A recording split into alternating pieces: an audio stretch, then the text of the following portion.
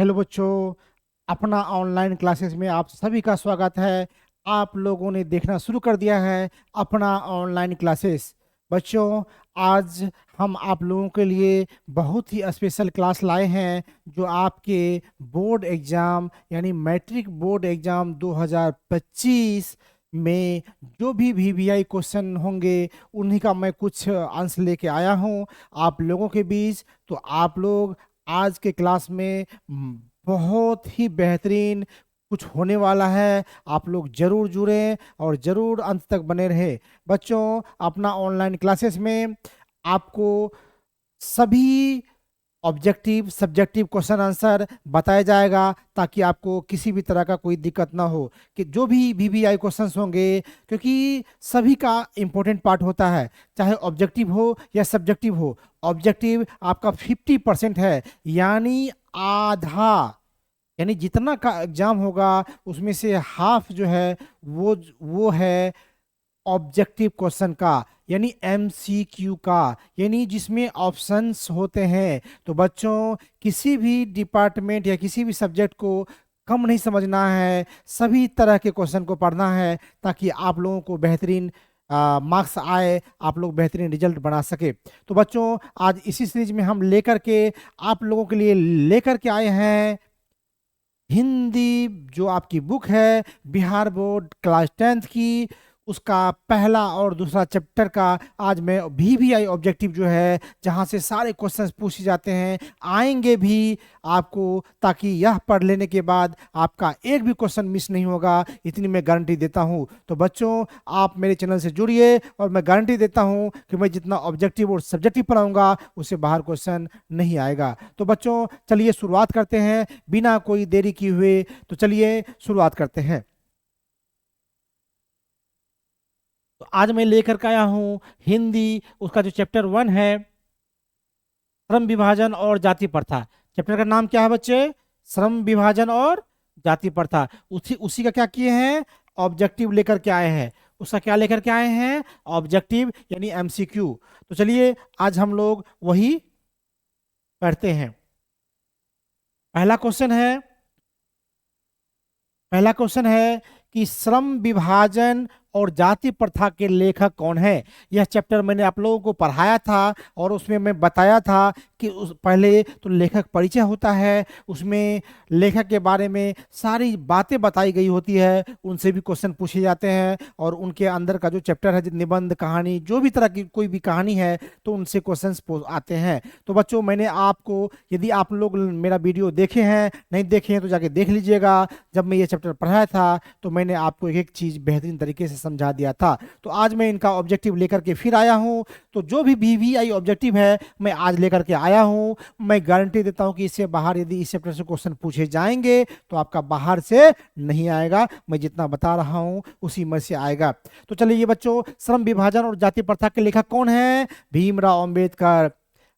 आप लोगों को मैं बताया था कि भीमराव अंबेडकर श्रम विभाजन और जाति प्रथा के लेखक है। मैं एक और आपको ट्रिक के साथ बताऊंगा कि कौन सा चैप्टर का जो चैप्टर है आपका उसका लेखक कौन है, मैं वो भी लेकर के आऊंगा और ट्रिक के साथ बताऊंगा ताकि आपको एक ही क्लास में बेहतरीन तरीके से याद हो जाए। तो चलिए बच्चों, इसको देखते हैं। श्रम विभाजन और जाति प्रथा के लेखक कौन है? तो भीमराव अंबेडकर। कौन है? भीमराव अंबेडकर। कौन है? भीमराव अंबेडकर। कमेंट बॉक्स में लिखिए।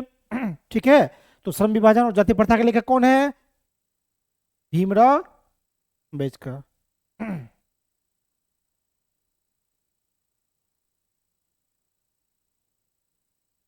दूसरा क्वेश्चन है, बाबा साहब भीमराव अंबेडकर जन्म, अंबेडकर का जन्म मिस प्रिंट हो गया था। बाबा साहेब भीमराव अंबेडकर का जन्म किस परिवार में हुआ था? तो मैंने आप लोगों को बताया था कि बाबा भीमराव अंबेडकर का जन्म जो हुआ था वह दलित परिवार में हुआ था। किस परिवार में हुआ था? दलित परिवार में हुआ था। किस परिवार में हुआ था? दलित परिवार में हुआ था। इसको रट लीजिए, भीमराव अंबेडकर का जन्म दलित परिवार में हुआ था। चलिए आगे है, हु आर सुद्राज किनकी रचना है? तो ये हु आर सुद्राज, शूद्र किसको कहा जाता है? जो हमारे समाज में जो जिनको हम लोग छोटी जातियां बोलते हैं, बोलना नहीं चाहिए, लेकिन अभी जो भेदभाव है जाति के कारण, उच्च नीच जो है, उसी में हम लोग नीचे वाले जाति को शूद्राज कहते हैं। तो उन्हीं पर इन्होंने एक किताब लिखी थी हमारे भीमराव अंबेडकर साहब ने, हु आर शूद्राज, यानी शूद्राज कौन होते हैं या कौन है। तो कौन लिखे थे? भीमराव अंबेडकर। किसकी रचना है ये? भीमराव अंबेडकर की रचना है। किनकी रचना है बाबू? भीमराव अंबेडकर की। चलिए, नंबर ए इसका ऑप्शन होगा। ठीक है, चलिए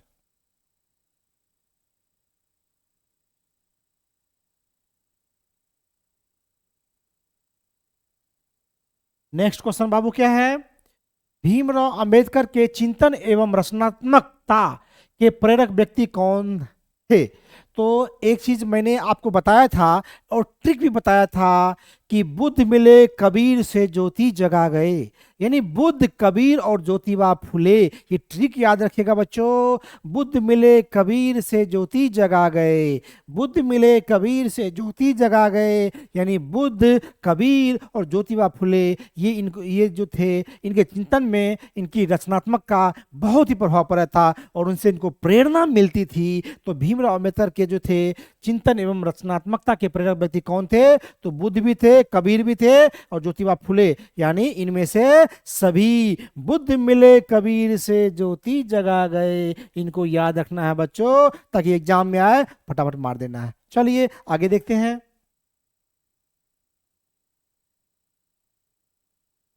डॉक्टर भीमराव अंबेडकर का जन्म कहाँ हुआ था? तो मैंने बच्चों बताया था, भीमराव अंबेडकर का जन्म महू, मध्य प्रदेश। इनमें दोनों ऑप्शन मौ से है, मौ से महू, मौ से मध्य प्रदेश। याद रखना है, डॉक्टर भीमराव अंबेडकर का जन्म कहाँ हुआ था?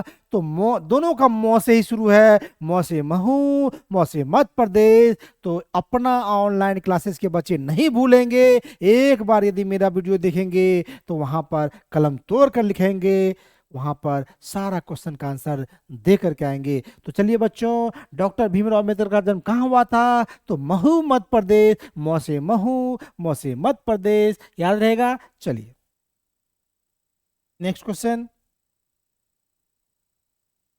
भारतीय संविधान का निर्माता किसे कहा जाता है? तो ये भीमराव अंबेडकर को ही कहा जाता है।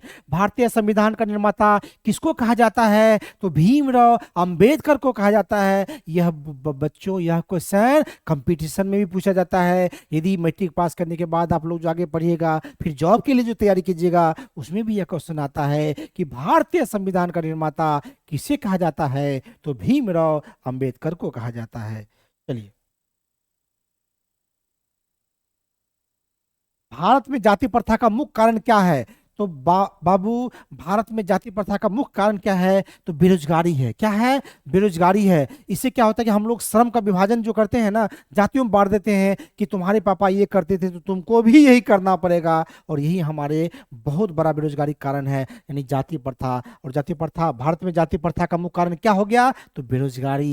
ये जाति प्रथा के कारण भी हमारे देश में बहुत सारा बेरोजगारी है, क्योंकि उसको जो स्किल है उस पर जॉब नहीं मिलता है, उनको वही काम करने के लिए प्रेरित किया जाता है कि तुम्हारे पापा ये करते थे, तुमको ये करना पड़ेगा। तो क्या है? भारत में जाति प्रथा का मुख्य कारण बेरोजगारी है।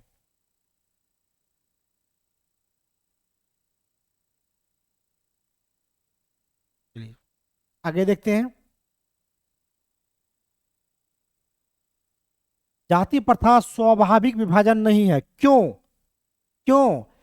इसलिए नहीं है क्योंकि यह पर रुचि के कारण, रुचि पर आधारित नहीं है। यह क्या है बाबू? रुचि पर। रुचि का मतलब इंटरेस्ट। यदि हम मान लीजिए, हम छोटे, जिसको हम लोग समाज में कहते हैं कि ये छोटी जाति से है, और मान लीजिए उसके पापा कोई, मान लीजिए सफाई कर्मचारी थे, तो कहते हैं कि तुमको भी सफाई करना पड़ेगा। तो ये गलत है। हमारी रुचि, हम पढ़ के तो कुछ भी बन सकते हैं, आईएएस भी बन सकते हैं, आईएफएस, आईपीएस भी बन सकते हैं, साइंटिस्ट भी बन सकते हैं, टीचर भी बन सकते हैं। हमारी मर्जी, हम जिस तरह का इंजीनियर, डॉक्टर, जो हम स्किल डेवलप करना चाहें, जो पढ़ना चाहे पढ़ सकते हैं। लेकिन नहीं था। तो यही जो है, जाति प्रथा स्वाभाविक विभाजन नहीं है। क्यों? क्योंकि ये रुचि पर आधारित नहीं होने के कारण, जो अभी भी बहुत सुधार हो रहा है, लेकिन अभी भी हमारी जगह बहुत सारा यह व्याप्त है। तो जाति प्रथा स्वाभाविक विभाजन नहीं है। क्यों? क्योंकि यह इंटरेस्ट पर आधारित नहीं है, रुचि पर आधारित नहीं होने के कारण। चलिए आगे पर देखते हैं। मानव मुक्ति के पुरोधा किसे कहा जाता है? तो याद रखिए, आप रखना बाबू, मानव मुक्ति का पुरोधा भी भीमराव अंबेडकर को कहा जाता है। भीमराव अंबेडकर हमारे समाज के लिए बहुत काम किए। जो जो दबे पिछड़े लोग थे उनके लिए बहुत काम किए, उनके लिए बहुत सारा लड़ाई लड़े। तो भीमराव अंबेडकर को मानव मुक्ति का पुरोधा कहा जाता है। क्या कहा जाता है? मानव मुक्ति के पुरोधा कहा जाता है। किसको? भीमराव अंबेडकर को। चलिए, डॉक्टर भीमराव अंबेडकर का जन्म कहाँ हुआ था? कब हुआ था? सॉरी, डॉक्टर भीमराव अंबेडकर का जन्म कब हुआ था? कब हुआ था बाबू? तो 14 अप्रैल 1891 को। कब हुआ था? 14 अप्रैल 1891 को। कब हुआ था बाबू? ये याद रखना है, पूछा जाता है। डॉक्टर भीमराव अंबेडकर का जन्म 14 अप्रैल 1891 को। कहाँ पे हुआ था? महू मध्य प्रदेश में। कहाँ पे हुआ था? महू मध्य प्रदेश में। किस परिवार से थे? दलित परिवार से। चलिए आगे देखते हैं।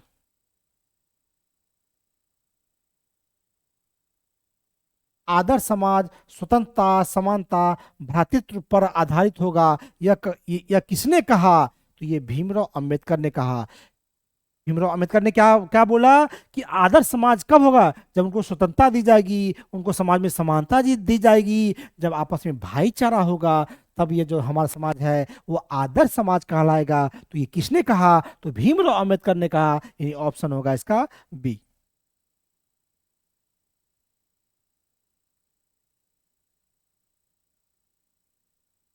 भारत की राष्ट्रीय क्षमता का पूर्ण विकास किस व्यवस्था से संभव है? भारत की राष्ट्रीय क्षमता का पूर्ण विकास किस व्यवस्था में संभव है? तो ये कब संभव है? जब समाजवादी व्यवस्था हो। समाजवादी का व्यवस्था का मतलब होता है कि समाज में सभी को बराबर हक मिले, सभी को बराबर दर्जा मिले, सभी को समान दृष्टि से देखा जाए। तो तब हम कह सकते हैं कि भारत की राष्ट्रीय क्षमता का पूर्ण विकास संभव है। यानी कब? जब यहाँ पर समाजवादी व्यवस्था लागू होगी। यानी भारत की राष्ट्रीय क्षमता का पूर्ण विकास किस व्यवस्था में संभव है? तो समाजवादी व्यवस्था में। किसमें? समाजवादी व्यवस्था में। यानी समाज में इक्वलिटी होना चाहिए, बराबर का सबको सम्मान मिलना चाहिए। चलिए आगे चलते हैं।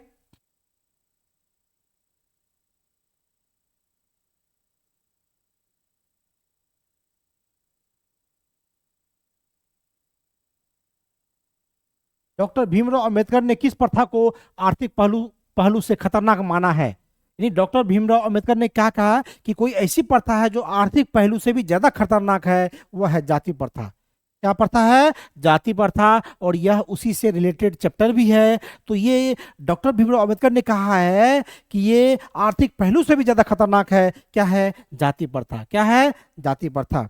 तो बच्चों, मैं आपकी जानकारी के लिए बता दूं कि अपना ऑनलाइन क्लासेस में आपको सभी ऑब्जेक्टिव, वीवीआई ऑब्जेक्टिव, सभी सब्जेक्ट का तैयारी शुरू हो चुका है। आप लोग हमसे जुड़े, हमारे चैनल को जरूर सब्सक्राइब करें, और आपको डेली क्लास ली जाएगी। आपका सभी क्वेश्चन आंसर रिवीजन करवाया जाएगा जो वीवीआई होगा। तो बच्चों, हमसे जुड़े और इसी तरह आनंद ले क्लास का।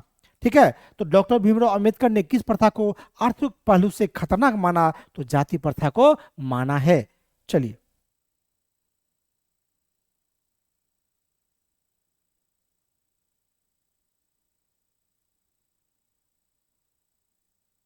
भारत में बेरोजगारी का मुख्य व प्रत्यक्ष कारण क्या है? तो ये भी क्या है? जाति प्रथा। क्या है? भारत में बेरोजगारी का मुख्य व प्रत्यक्ष कारण है, तो वो जाति प्रथा है। क्या है? जाति प्रथा है। ठीक है? चलिए,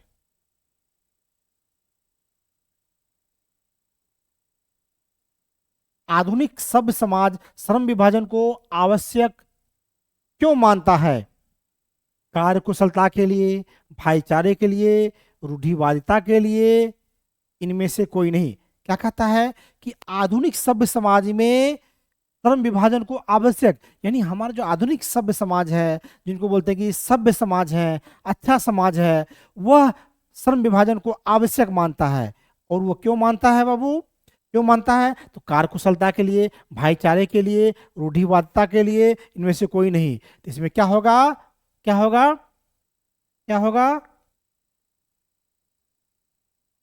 रूढ़िवादिता के लिए। क्या होगा बाबू? आधुनिक सभ्य समाज श्रम विभाजन को आवश्यक क्यों मानता है? तो रूढ़िवादिता के लिए। क्या मानता है? रूढ़िवादिता के लिए।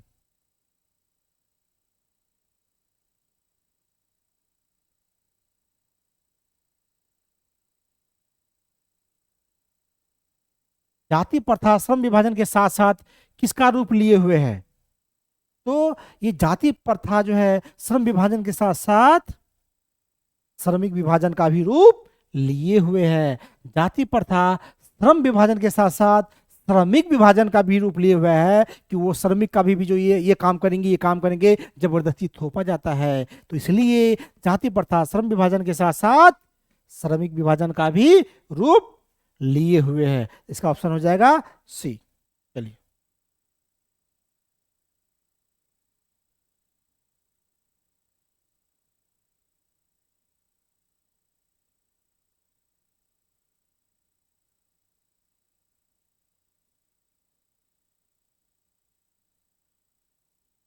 श्रम विभाजन और जाति प्रथा पाठ बाबा साहब के किस भाषा का संपादित अंश है? तो ये जो था, ये था, क्या था? जेनेसिस एंड डेवलपमेंट, ये नहीं था। The caste in India their mechanism, ये भी नहीं था। एनिहिलेशन ऑफ कास्ट, क्या था? एनिहिलेशन ऑफ कास्ट से श्रम विभाजन और जाति प्रथा बाबा साहब के किस भाषा का संपादित अंश है? तो एनिहिलेशन ऑफ कास्ट का। किसका? एनिहिलेशन ऑफ कास्ट का। ठीक है।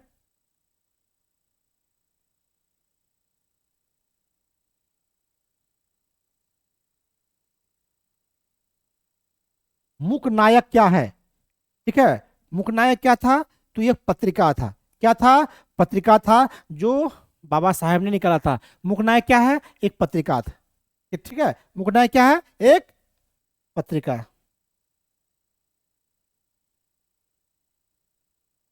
डॉक्टर भीमराव अंबेडकर अंबेडकर के पिता का क्या नाम था? तो रामजी सकपाल। क्या नाम था?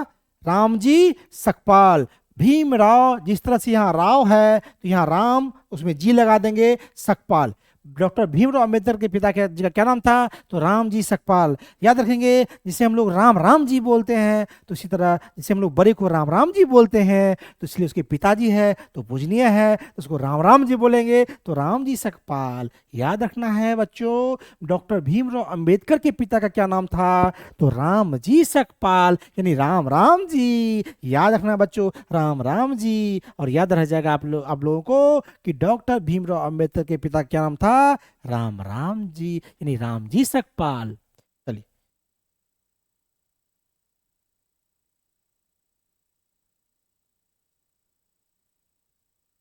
डॉक्टर अंबेडकर ने पीएचडी की उपाधि कब प्रदान की? तो ये 1916 में। कब प्रदान की थी? ये 1916 में। यानी डॉक्टर भीमराव अंबेडकर ने पीएचडी की जो उपाधि प्रदान की थी, यह 1916 में किया था। कब किया था? 1916 में। चलिए,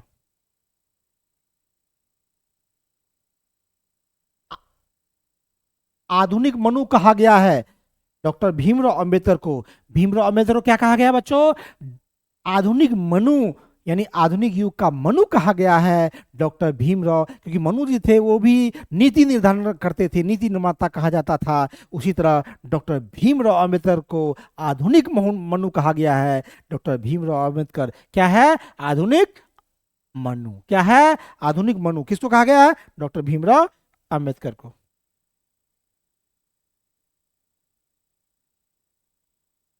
the caste in India their mechanism किनकी रचना है? तो यह भीमराव अंबेडकर की रचना है। द कास्ट, यानी कास्ट जिसमें लग जाएगा, समझ जाना बाबू, वो भीमराव अंबेडकर का बात होगा। कास्ट मतलब जाति, समझ गया ना? वो दलित परिवार से थे, उन्होंने देखा कि उनको किस तरह से सताया जा रहा है, तो ये द कास्ट, यानी कास्ट में लगा हुआ है बुक में, तो समझ जाना किसकी रचना है?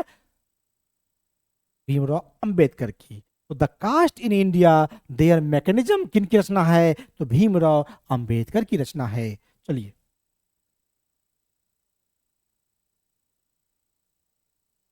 भीमराव अंबेडकर की रचना है इनमें से संत परंपरा और साहित्य, ये नहीं है। The rise and fall of the Hindu women, यही है।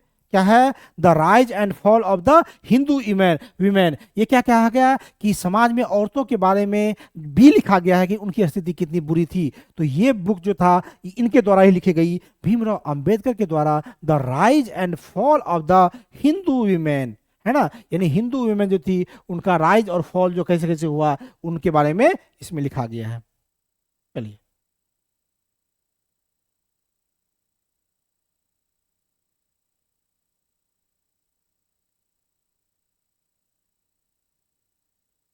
किनके प्रोत्साहन पर बाबा साहेब उच्चतर शिक्षा हेतु न्यूयॉर्क गए थे? तो ये बड़ौदा नरेश के कहने पर। ये हम बताए हुए थे कि बड़ौदा नरेश, बड़ौदा कहाँ, गुजरात में पड़ता है। वहाँ के जो नरेश थे उनके प्रोत्साहन पर उन्होंने इनको बोला आप जाइए, मैं आपका खर्चा उठाता हूँ। और ये तब कहाँ गए, उससे ज़्यादा शिक्षा पाने के लिए और भी आगे की पढ़ाई के लिए ये न्यूयॉर्क गए थे। किसे कहने पर, बड़ौदा नरेश के प्रोत्साहन पर। किसके किसके प्रोत्साहन पर, बड़ौदा नरेश के प्रोत्साहन पर। बड़ौदा नरेश याद रखना है, बड़ौदा नरेश यानी गुजरात में जो बड़ौदा पड़ता है उसी के नरेश थे, और उन्हीं के प्रोत्साहन पर बाबा साहब उच्चतर शिक्षा हेतु न्यूयॉर्क गए थे।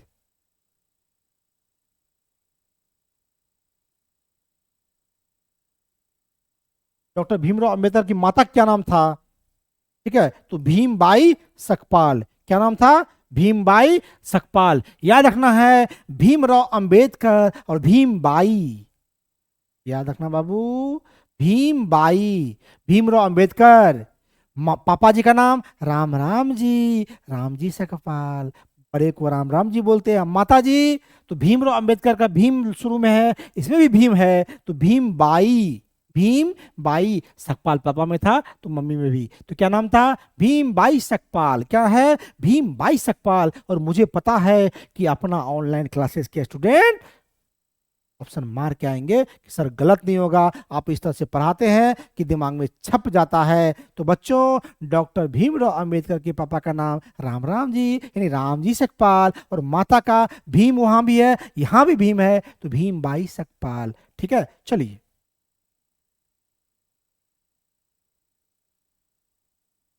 जाति प्रथा के अनुसार श्रम विभाजन का आधार क्या है? तो ये अस्वाभाविक है, ये कोई नहीं, कोई आधार नहीं है, बेवजह है, हम जबरदस्ती थोप दिए हैं, ये गलत है ना। तो जाति प्रथा के अनुसार श्रम विभाजन का आधार जो है वो अस्वाभाविक है। ठीक है, क्या है, अस्वाभाविक। जाति प्रथा किसके अनुसार श्रम विभाजन का आधार है? ठीक है, मनुष्य की रुचि, रोजगार सृजन, पैतृक पैसा, कौशल क्षमता। तो ये क्या है, जाति प्रथा किसके अनुसार श्रम विभाजन का आधार है? तो मनुष्य की रुचि, है ना। इसमें कहा गया है श्रम विभाजन में कि मनुष्य की रुचि के अनुसार होना चाहिए, है ना। लेकिन यहाँ पे क्या गया, जाति प्रथा किसके अनुसार श्रम विभाजन का आधार है? तो मनुष्य की रुचि के कारण।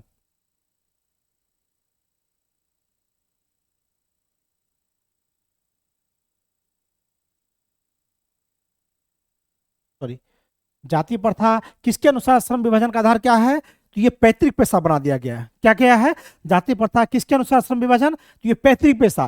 पैतृक पेशा, क्या पेशा का मतलब क्या होता है कि जो हमारे पापा करते थे वही हम करेंगे, जो हमारे दादा करते थे वही हमारे पापा किए वही हम करेंगे, वही मेरा बेटा करेगा। तो बाबू यह उचित नहीं है। तो जाति प्रथा, श्रम विभाजन, ये पैतृक पेशा बना दिया गया है कि नहीं, जो खानदानी बाप जो करते थे बेटा वही करेगा, उनका बेटा वही करेगा, वही पेट करेगा, है ना। तो जाति प्रथा किसके अनुसार श्रम विभाजन का आधार है? तो पैतृक पेशा। क्या होगा, पैतृक पेशा, पैतृक पेशा। बुद्ध एंड हिज धम्मा के लेखक कौन है? तो ये भीमराव अंबेडकर। भीमराव अंबेडकर ने ही लिखा बुद्ध एंड हिज धम्म।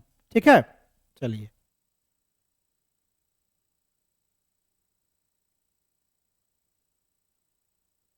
श्रम विभाजन और जाति प्रथा शीर्षक किनके द्वारा हिंदी में रूपांतरित किया गया? तो ये ललई सिंह यादव थे। ये इंग्लिश में था, इनको हिंदी में रूपांतरण किया गया ललई सिंह यादव के द्वारा। किसके द्वारा? ललई सिंह यादव के द्वारा। श्रम विभाजन और जाति प्रथा शीर्षक जो था ये हिंदी में रूपांतरित किया गया किसके द्वारा? ललई सिंह यादव।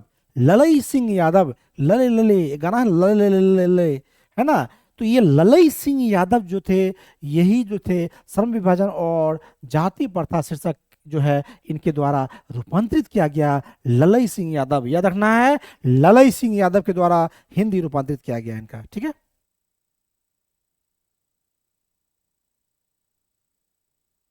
आधुनिक सभ्य समाज कार्य कुशलता के लिए आवश्यक मात्रा है श्रम विभाजन, धन विभाजन, जन विभाजन, जाति विभाजन, तो श्रम विभाजन, है ना। अभी का जो सभ्य समाज है वो कार्य कुशलता के लिए आवश्यक मानता है कि हमारा श्रम विभाजन बहुत जरूरी है, श्रम का विभाजन जरूरी है, लेकिन जाति के आधार पर नहीं, आपकी कुशलता के आधार पर। यदि आप किसी भी जाति से आते हैं आप, और आपके पास डॉक्टर की डिग्री है तो आप डॉक्टर बनिए, डॉक्टर की इच्छा है तो डॉक्टर बनिए, इंजीनियर बनिए, आईएएस बनिए, जहां मर्जी वहां जाइए वो बनिए। तो आधुनिक सभ्य समाज कार्य कुशलता के लिए आवश्यक मानता है क्या? श्रम विभाजन को। क्या? श्रम विभाजन को। डॉक्टर भीमराव अंबेडकर की रचनात्मकता के प्रेरक व्यक्ति थे? महात्मा गांधी नहीं, ज्योतिबा फुले हाँ ये थे, गोपाल कृष्ण गोखले नहीं, विवेकानंद नहीं, क्योंकि आपको बताए थे। देखिए ये कैसे फंसा रहा है आपको कि डॉक्टर भीमराव अंबेडकर की रचनात्मकता के प्रेरक व्यक्ति थे, कबीर मिले, ठीक है। तो क्या था? तो इसमें इसमें कौन होगा? महात्मा गांधी, ज्योतिबा फुले, गोपाल कृष्ण गोखले, विवेकानंद। तो ज्योतिबा फुले होगा, है ना। क्या हो गया? ज्योतिबा फुले। ठीक है। डॉक्टर भीमराव अंबेडकर की रचनात्मकता के प्रेरक व्यक्ति थे ज्योतिबा फुले, याद रखना है, ज्योतिबा फुले फुले।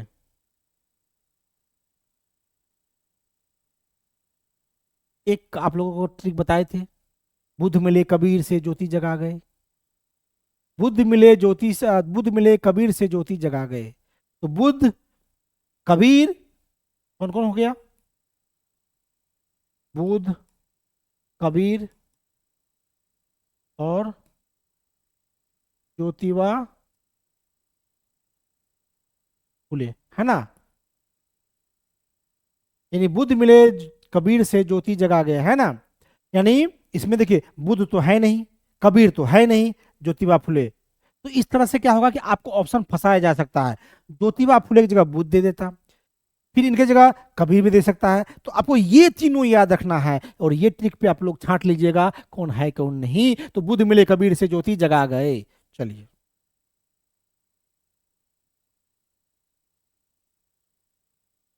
डॉक्टर अंबेडकर ने किस पत्रिका का संपादन किया था? तो ये बहिष्कृत भारत का, ठीक है, क्योंकि उस समय में भारत को बहिष्कार जिस तरह से करता था तो उसी पर इन्होंने बुक लिखा था जिसका नाम था बहिष्कृत भारत। डॉक्टर अंबेडकर ने किस पत्रिका का संपादन किया था? तो बहिष्कृत भारत। किस, कौन सा भारत? बहिष्कृत भारत।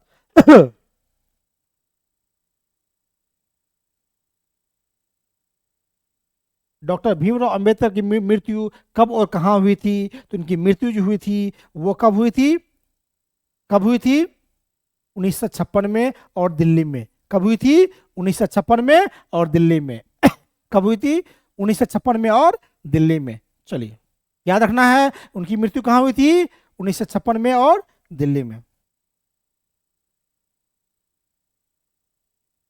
डॉक्टर अंबेडकर का वाङ्मय हिंदी में कितने खंडों में प्रकाशित हो चुका है? तो ये 21 खंडों में। याद रखना है कि डॉक्टर अंबेडकर का वाङ्मय हिंदी में कितने खंडों में, ये पूछा जाता है, बहुत बार पूछा गया है। 21 खंडों में। कितने खंडों में? 21 खंडों में। बोलते हैं ना कि निमंत्रण पुण्य जाना 21 रुपया, तो 21 रुपया। याद रखना है कि डॉक्टर भीमराव अंबेडकर का वाङ्मय हिंदी में 21 खंडों में। कितना में? 21 खंडों में।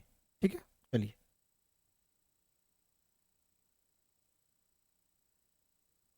लेखक की दृष्टि में आदर्श समाज कैसा होना चाहिए? जिसमें स्वतंत्रता, समता और भ्रातृत्व का भाव हो। यही ठीक है, जहां पर क्या हो? बोलने की आजादी हो, काम करने की आजादी हो, एक दूसरे को बराबर की नजरों से देखा जाए और भाईचारा हो। वही जो है लेखक की दृष्टि में, यानी भीमराव अंबेडकर की दृष्टि में वो आदर्श समाज है। ठीक है।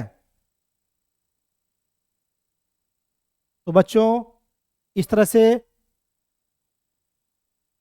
इस तरह से चैप्टर 1 जो था, चैप्टर 1 जो है वो आप लोगों का फिनिश हो गया है, यानी ऑब्जेक्टिव जो है वो फिनिश हो गया है।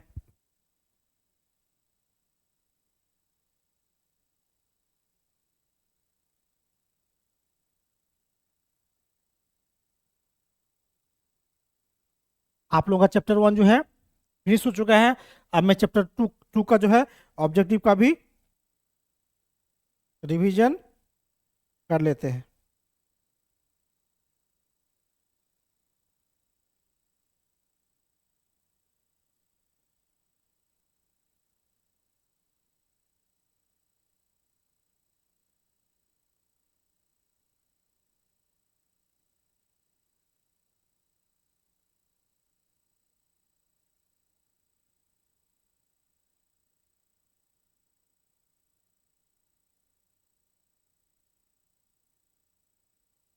हम लोग क्या करते हैं, चैप्टर 2 का भी कर लेते हैं।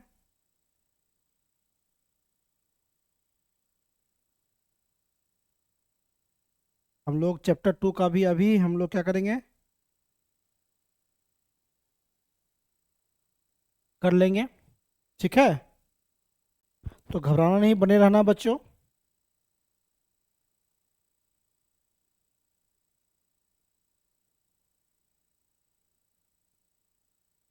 चलिए, तो हम लोग अब क्या करते हैं, चैप्टर 2 जो है उनका भी देख लेते हैं ऑब्जेक्टिव। ठीक है,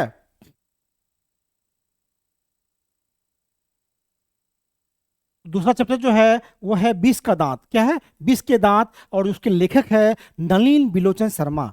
है ना। आपका जो हिंदी में चैप्टर 2 है बच्चों, वो है 20 के दांत। 20 यहाँ पे 20 के दांत होता है, ठीक है, गलत है। 20 के दांत, इसके लेखक है नलिन बिलोचन शर्मा। चलिए, उसका हम लोग ऑब्जेक्टिव अभी देखेंगे। सेन साहब की पांचों लड़कियां कैसी थी, तो सुशील थी। है ना।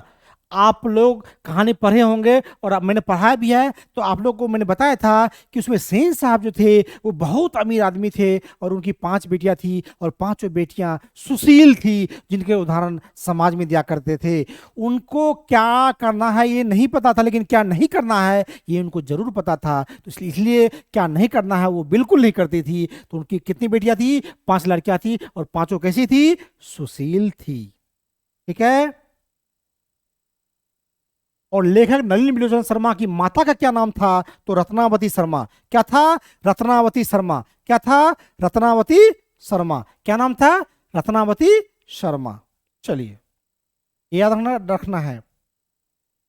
मदन किसका बेटा था, तो मदन जो था वहां उसके सेन साहब की कंपनी में एक किरानी था, और उसी का बेटा जो था वो गिरधर, जो गिरधर जिसका नाम था गिरधर लाल, उसी का बेटा था मदन। तो यानी गिरधर लाल का बेटा क्या था, मदन था। किसका, तो गिरधर लाल का, गिरधर लाल का बेटा। है ना। तो गिरधर लाल का बेटा जो था वो क्या था, मदन था। और मदन क्या था, गरीब था। और सेन साहब जो थे अमीर थे, और उनका बेटा का नाम खोखा था। क्या नाम था, खोखा। चलिए,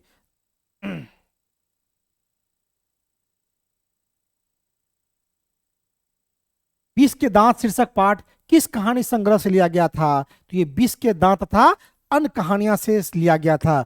20 के दांत शीर्षक पाठ किस कहानी संग्रह से लिया गया था, तो 20 के दांत तथा अन्य कहानियों से यह लिया गया था। चलिए, यूनान व रोम के संपूर्ण साहित्य से कहीं अधिक विशाल है।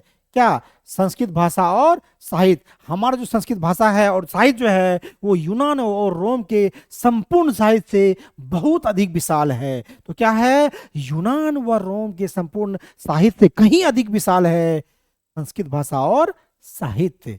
चलिए, 20 के दांत पाठक की विधा है। क्या है, निबंध, कहानी, कविता। तो ये निबंध है। 20 के दांत पाठ की विधा क्या है, निबंध है। क्या है, 20 के दांत की विधा क्या है, निबंध है। क्या है, निबंध है। ठीक है, 20 के दांत की पाठ की विधा क्या है, निबंध है। ठीक है।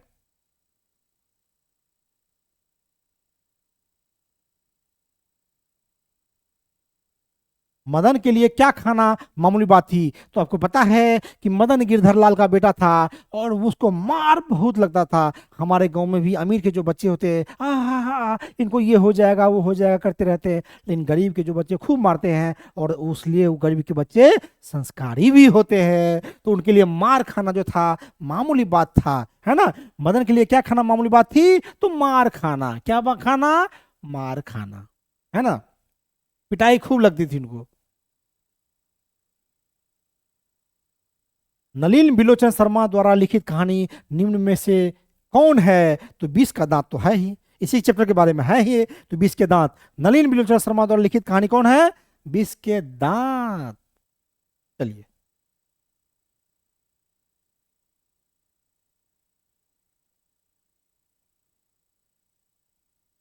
मैं तो खोखा को इंजीनियर बनाने जा रहा हूँ, ये कौन बोल रहे थे। तो ये सेन साहब बोलते थे कि मैं इसमें खोखा को इंजीनियर बनाने जा रहा हूँ, उसको मैं स्कूल नहीं भेजता हूँ, स्कूल में टाइम बर्बाद नहीं करूंगा। मेरे यहाँ ही वर्कर आते हैं और उनको सिखाते हैं, वो बहुत जल्दी इंजीनियर बन जाएगा। तो ये सेन साहब का कथन है कि मैं खोखा को इंजीनियर बनाने जा रहा हूँ, और खोखा के पिताजी थे सेन साहब। ठीक है, चलिए। सीमा, रजनी और आ, आलो, शेफाली, आरती, पांचों किसकी बहनें थी, तो खोखा की बहनें थी। यानी सेन साहब की 5 लड़कियां थी, सीमा, रजनी, आलो, शेफाली, आरती, ये खोखा की बहन थी।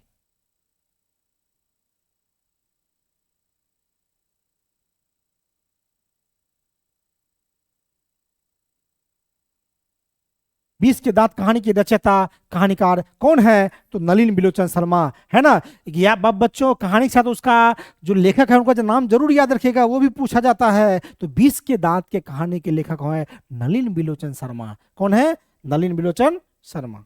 चलिए।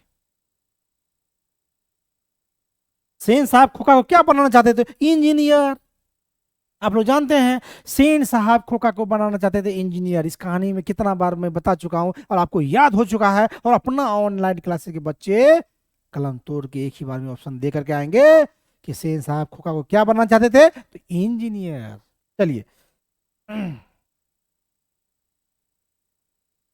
सेन साहब की नई मोटर कार कितने की थी, तो 7,500 की थी, यानी 7500। यानी उस समय में, जिस समय में की कहानी की बात है, उस समय में 7500 रुपया करोड़ों के बराबर होता था। यानी सेन साहब की मोटर कार जो थी वो करोड़ रुपए की थी आज की डेट में। उस समय में 7,500 की उतनी वैल्यूएशन थी। तो सेन साहब की नई मोटर कार कितनी थी, 7,500 की, यानी 7500 का। याद रखना बच्चों। और किस कलर की थी, तो काले रंग की थी, है ना। मोटर कार को कोई खतरा हो सकता है तो सिर्फ किससे, खोखा से। क्योंकि उनका जो बेटा था सेन साहब का खोखा, एक नंबर का अबंड लड़का था। वो किसी चीज को तोड़ फोड़ देता था, और उनको वो मालाड़ दुलाड़ में इतना आगे बढ़ चुका था कि उनको किसी की परवाह नहीं थी। वो हमेशा उल्टा पुल्टा काम करता रहता था। इसलिए मोटर को कोई खतरा हो सकता था तो सिर्फ खोखा से, क्योंकि उनके पापा उनको कुछ नहीं बोलते थे, उनका मन बढ़ा दिए थे। सेन साहब की आंखों का तारा कौन है, तो खोखा, यानी उसका बेटा। सेन साहब का जो बेटा है वही, क्योंकि 5 बेटी के बाद उनका बेटा हो गया। आज भी हमारे समाज में बेटी को बेटा की अपेक्षा कम स्थान दिया जाता है, बेटे को उच्च दर्जा प्राप्त कर दिया जाता है। ये गलत है, ये नहीं होना चाहिए। सभी बराबर हैं, लड़के भी और लड़कियां भी। लेकिन सेन साहब की 5 बेटी पर जो बेटा हुआ था वो उनकी आंखों का तारा था, यानी कौन, खोखा। चलिए। खोखा का दांत किसने तोड़ा था, तो मदन ने, है ना। मदन ने, क्योंकि गरीब का बच्चा बड़ा मजबूत होता है, अमीर का बच्चा सिर्फ खा के कोमल बनता है, इसी में रहता है। लेकिन गरीब का बच्चा जमीन से जुड़ा होता है, जमीन पर खेलता है। वो एक बॉक्सिंग मार दे अमीर के बच्चे को तो पानी पिला देता है। तो वही खोखा का दांत जो था मदन ने तोड़ा था। मदन कमजोर, मगर गरीब परिवार से जरूर था, लेकिन गरीब का बच्चा मजबूत होता है। चलिए, एक आप लोग मूवी देखे ना, ये मजदूर का हाथ है कातिया। तो वही बात है कि मजदूर के लड़के जो होते हैं वो काफी मेहनती होते हैं और स्ट्रांग होते हैं। नलिन बिलोचन शर्मा का जन्म कब हुआ था, तो कब हुआ था बच्चों, 18 जनवरी 1916 को हुआ था। कब हुआ था, ये याद रखना है, 18 जनवरी 1916 को नलिन बिलोचन शर्मा का जन्म हुआ था। कब हुआ था, नलिन बिलोचन शर्मा का जन्म 18 जनवरी 1916 को। चलिए।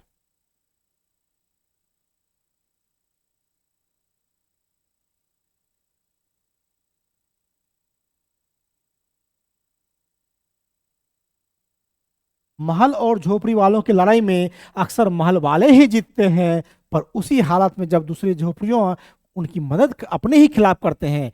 किस पाठ की पंक्ति है? तो यह जो है 20 के दांत की पक्षी है, सॉरी 20 के दांत की पंक्ति है कि महल और झोपड़ी यानी गरीब और अमीर में जब लड़ाई होती है तो अक्सर अमीर वाले ही जीतते हैं। और इसका कारण क्या होता है कि हमारे गरीब आदमी भी उनके सपोर्ट में होते हैं, इसलिए वो जीत जाते हैं, क्योंकि झोपड़ी वाले उनकी मदद करते हैं। यदि झोपड़ी वाली एक हो जाए तो महल वालों की धज्जियां उड़ा के रख दे।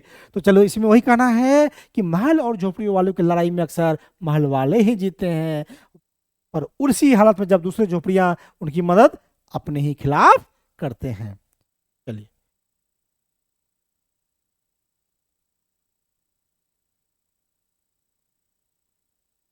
इसके अनुसार सेनों ने सिद्धांतों को भी बदल दिया था। तो खोखा के अनुसार यानी अपने बेटे को वो इतना लार पलार और इतना बिगाड़ रखा था कि अपने सिद्धांत की धज्जियां उड़ा दिया था, कि वो बिल्कुल नहीं सोच रहा था कि मेरे बेटे मेरे मेरे सिद्धांतों को धज्जियां उड़ा रहा है। वो रूल रेगुलेशन संस्कार बिल्कुल नहीं है, वो उनके सब कुछ बदल दिया था। सिद्धांत सिर्फ बेटियों के लिए थे, बेटों के लिए यानी उनके खोखा जो उनका इकलौता बेटा था उनके लिए कोई नियम नहीं था। तो यानी किसके अनुसार से इन्होंने सिद्धांतों को भी बदल लिया था? तो खोखा के अनुसार।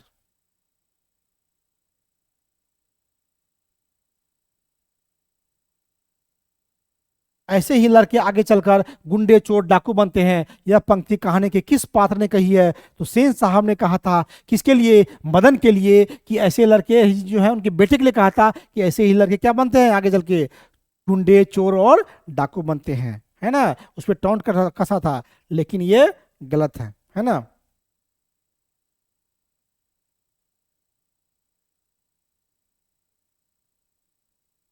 20 के दांत कहानी किस वर्ग के अनेक अंतर विरोधों का उजागर करती है?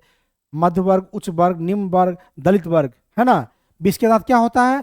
किसके किस वर्ग के अनेक अंतर विरोधों का करती है? किसके?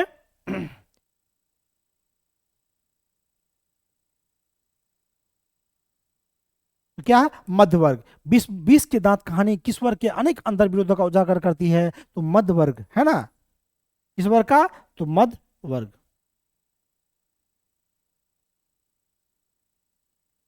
सेन साहब की कितनी पुत्रियां थी? तो 5। ये याद रखिएगा। सेन साहब की कितनी पुत्रियां थी? तो 5। कितनी थी? 5। कितनी थी? 5। मोटर कार को किससे खतरा हो सकता था? तो खोखा से, है ना। खोखा जो उत्पात मचाते रहता था, इसलिए मोटर कार को किससे खतरा हो सकता था? तो सिर्फ खोखा से। सेन साहब के जो मित्र थे वो पत्रकार थे। क्या थे? सेन साहब के जो मित्र थे वो क्या थे? पत्रकार थे। कि एक दिन जो कहानी में पढ़े होंगे उसके यहाँ आए थे, वो क्या थे? पत्रकार थे। तो सेन साहब के मित्र क्या थे? पत्रकार।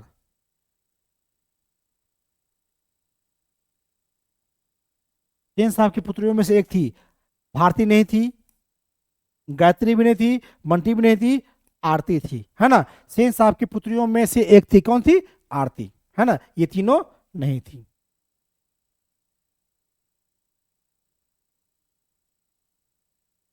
कौओं की जमात में शामिल होने के लिए कौन ललक गया था?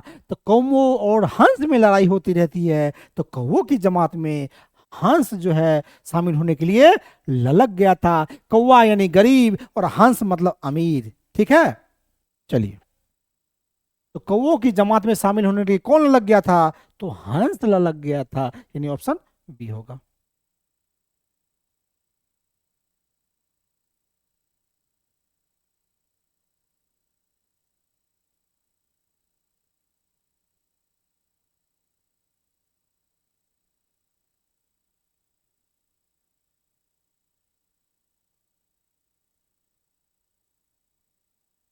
मदन के कासू ने कितने दांत तोड़ डाले थे? 2 दांत, है ना। मदन ने जो था, खोखा का जो था ना, कितना दांत तोड़ दिया था? 2 दांत। एक ही बॉक्सिंग में 2 दांत तोड़ दिए थे, है ना। याद रखना है, मदन ने कासू के 2 दांत तोड़ दिए थे। नलिन बिलोचन शर्मा के पिताजी का क्या नाम था? तो पंडित राम अवतार शर्मा। क्या नाम था? नलिन बिलोचन शर्मा के पिताजी का नाम जो था वो पंडित राम अवतार शर्मा था। क्या नाम था? नलिन बिलोचन शर्मा के पिताजी का नाम पंडित राम अवतार शर्मा। अब मदन के पिता का नाम गिरधर लाल, जो किरानी था उनके कंपनी में, तो मदन के पिता क्या नाम था? गिरधर लाल। क्या नाम था? गिरधर गिरधर लाल।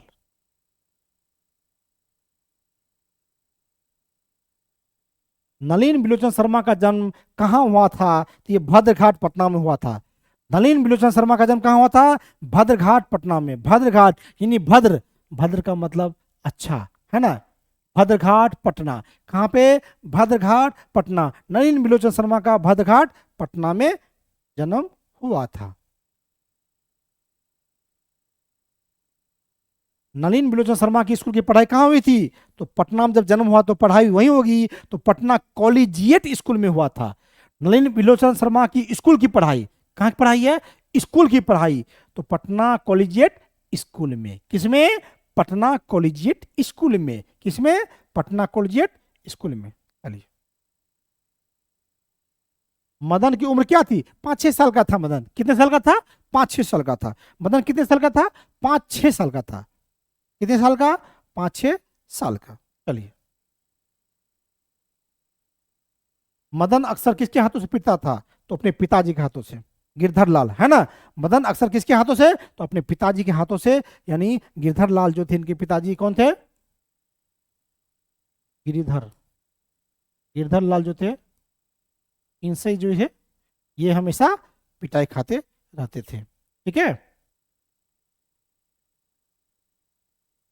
सेन साहब ने किसे खूब फटकार लगाई थी? तो गिरधर लाल को। किसे? गिरधर लाल को। यानी उसका बेटा गलती किया था, उनके बाप को खूब डांटा था। यानी किसको? गिरधर लाल को। क्यों? क्योंकि वो गरीब था, सेन साहब अमीर थे। गलती सेन साहब के बेटे की थी, लेकिन किसको डांटा गया था? गिरधर लाल के बेटे को, यानी गिरधर लाल को डांटा गया था कि तुम्हारा बेटा बदमाश है ना। चलिए, गिरधर लाल किस वर्ग का प्रतिनिधित्व करता था? तो निम्न मध्य वर्ग, है ना। निम्न में भी था, उससे थोड़ा सा ऊपर था, यानी निम्न मध्य मध्यम वर्ग का वो प्रतिनिधित्व करता था। गिरधर लाल जो किरानी था, मदन का पापा था, पापा थे गिरधर लाल, उस किस वर्ग का प्रतिनिधित्व करता था? तो निम्न मध्यम वर्ग, मध्यम वर्ग नहीं, निम्न मध्यम वर्ग। ठीक है। चलिए, सेन साहब की मोटर कार कौन सी थी? तो वो क्या थी? क्या थी? अस्ट्रिमल इंड। क्या थी? अस्ट्रिमल इंड। सेन साहब की मोटर कार कौन सी थी? अस्ट्रिमल इंड। क्या थी? अस्ट्रिमल इंड, है ना। अस्ट्रिमल इंड।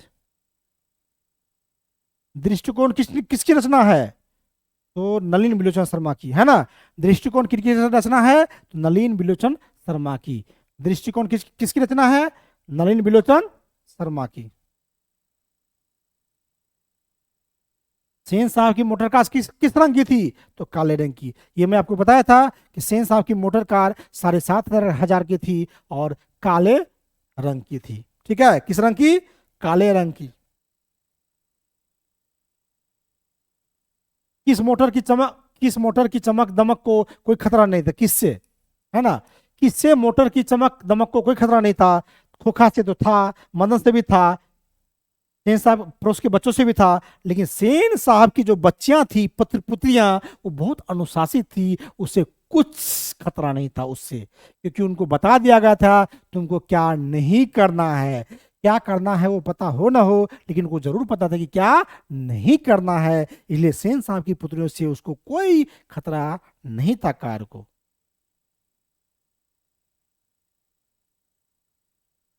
नलिन बिलोचन शर्मा की मृत्यु कब हुई थी? है ना।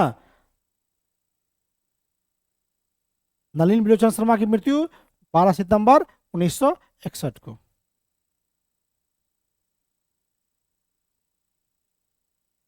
कब हुई थी? 12 सितंबर 1961 को। नलिन बिलोचन शर्मा की मृत्यु कब हुई थी? 12 सितंबर 1961 को। नलिन बिलोचन शर्मा की मृत्यु कब हुई थी? 12 सितंबर 1961 को। ये ईस्वी भी जरूर याद रख लीजिएगा, ये बार बार पूछा जाता है। चलिए, इस तरह से हिंदी का,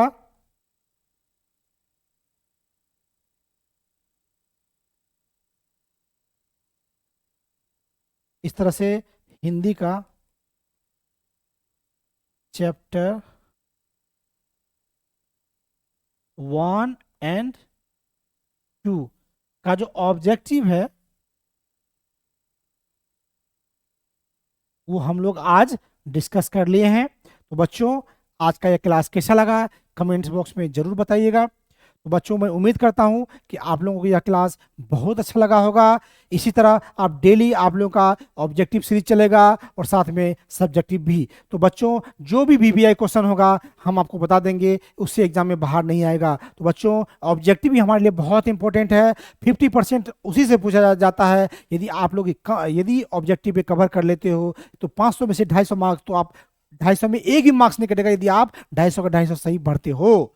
तो ऑब्जेक्टिव ऐसा क्वेश्चन है जो कम समय में आप ज़्यादा मार्क्स ले आ सकते हो। तो ऑब्जेक्टिव पे बाबू पूरा फोकस करना है, साथ ही सब्जेक्टिव पे भी करना है। तो बच्चों, मैं एक चीज़ बता दूं कि अपना ऑनलाइन क्लासेस का ऐप भी आ चुका है। आप प्ले स्टोर पर जा करके अपना ऑनलाइन क्लासेस का ऐप डाउनलोड कर लीजिए। आप उस पर फ्री ऑफ कॉस्ट में टेस्ट सीरीज दे सकते हैं। यानी आप उसमें सभी सब्जेक्ट में अपने आप को जांचिए कि आपका टेस्ट कैसा है, आप जो है कितने मार्क्स लाते हैं। तो बच्चों, अपना ऑनलाइन क्लासेस का ऐप जरूर डाउनलोड कीजिए, उसको जरूर डाउनलोड करें, डाउनलोड करना नहीं भूलें। उसमें आपको टेस्ट सीरीज दिया गया है, आप उसमें टेस्ट दें, देखिए कि आपको कितना मार्क्स आता है। तो बच्चों, आपको किसी भी तरह का कोई दिक्कत हो तो आप हमें कॉल कर सकते हैं। मेरा नंबर है 96611123 890। क्या है? 96611123 890। आप हमें इस नंबर पे कॉल कर सकते हैं। कोई भी प्राइस रिलेटेड समस्या हो तो आप हमें पूछ सकते हैं। ये मेरा व्हाट्सएप नंबर भी है, आप इस पर हाई लिख करके भेजिए।